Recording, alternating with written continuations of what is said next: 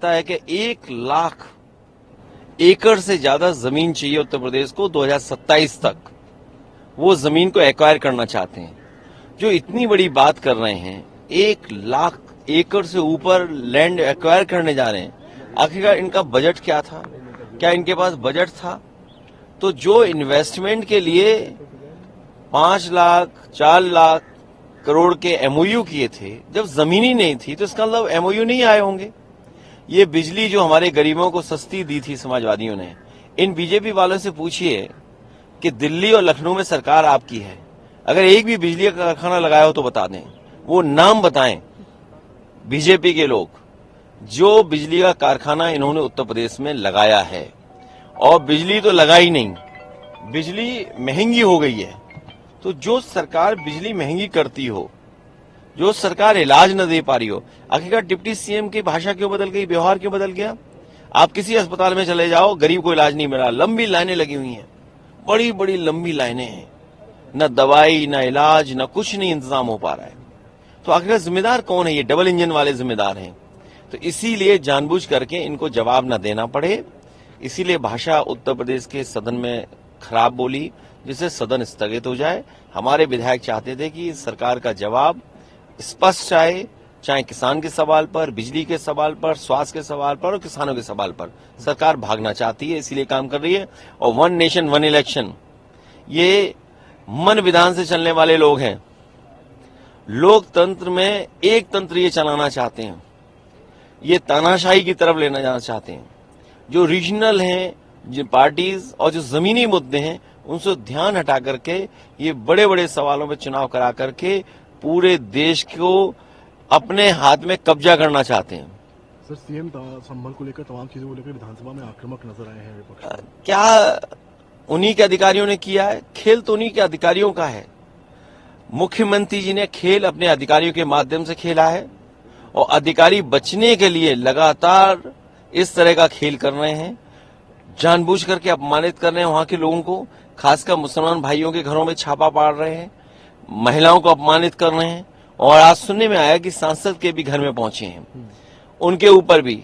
मैं तो कहूंगा कि भारतीय जनता पार्टी और खासकर मुख्यमंत्री जी अपने भारतीय जनता पार्टी के लोगों की भी जांच करें। वो भी बड़े पैमाने पर बेईमानी कर रहे हैं, बड़े पैमाने पे बिजली चोरी कर रहे हैं। और अभी अभी हाल में उत्तर प्रदेश में जहां जहां छापे पड़े हैं, जहां जहां बड़ी बड़ी कंपनियों पर छापे पड़े हैं, वो सब बीजेपी वाले थे लोग।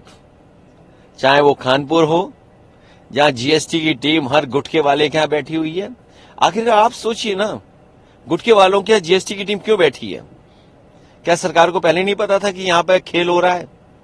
क्या खेल को बढ़ावा देने के लिए, या खेल में और भी कोई खेल है जिसकी वजह से वहां जीएसटी की टीम बैठी हुई है? सरिया वाले के यहां छापा मारा इन्होंने, क्या वो भारतीय जनता पार्टी के लोग नहीं थे? सुनने में आया कि 500 करोड़ का उनके ऊपर घोटाला नजर आ रहा है। और मैं आपको याद दिलाना चाहता हूं, बरेली के सबसे पहले बीजेपी वालों ने अपने ही बीजेपी वाले पे छापा मारा था। एक मस्टर्ड तेल वाले थे, सरसों तेल वाले। क्या जो छापा मारा था उसका क्या हुआ उनके ऊपर?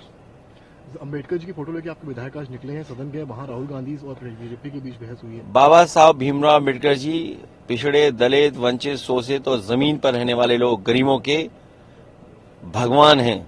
और भगवान की तरह उन्हें हमेशा सम्मान किया, भगवान की तरह पूजते हैं। आज भी गांव गांव आप जाएंगे तो उनके कैलेंडर होंगे, उनकी तस्वीर होगी, उन्हें लोग पूजते हैं। भारतीय जनता पार्टी के वो लोग हैं जो पिछड़ों से, दलितों से, आदि आबादी से, आदिवासियों से, अल्पसंख्यक से और खासकर पीडीए के लोगों से नफरत करते हैं। पीडीए के लोगों का हक छीना है, पीडीए के लोगों को उन्होंने दूरियां बनाई हैं। पीडीए के लोग ही भगवान मानते हैं बाबा साहब अम्बेडकर जी। मैं विधायकों को धन्यवाद देता हूं कि बाबा साहब के सम्मान में वो इस तरह निकले। सर, अमित शाह ने जिस तरह से सदन में उनका बार बार नाम लिया, उनको नाम लेना क्या है, वो उनके मानते ही नहीं, सम्मान ही नहीं देना चाहते हैं, इसीलिए इस तरह की भाषा इस्तेमाल कर रहे हैं। उन्हें जो सभी लोग, सभी सांसद जो मांग कर रहे हैं, उनको सांसदों की मांग को मानना चाहिए। और अगर बाबा साहब भीमराव अम्बेडकर जी का अपमान किया है तो उसको माफी मांगनी चाहिए। ये एआई नहीं है, ये कोई टेक्निकल फॉल्ट नहीं है, ये फॉल्ट आपके अंदर रहा जिसकी वजह से आपने ये बोला है। ये एआई नहीं है, ये आपका नेचुरल भाव है जो अंदर से निकल आया आपको बाबा साहब अम्बेडकर। इसीलिए हम लोग कहते थे लोकतंत्र खतरे में है, संविधान खतरे में है, और वो बात आज सामने आ गई राज्यसभा में और लोकसभा में। बीजेपी के लोग संविधान और लोकतंत्र पर नहीं विश्वास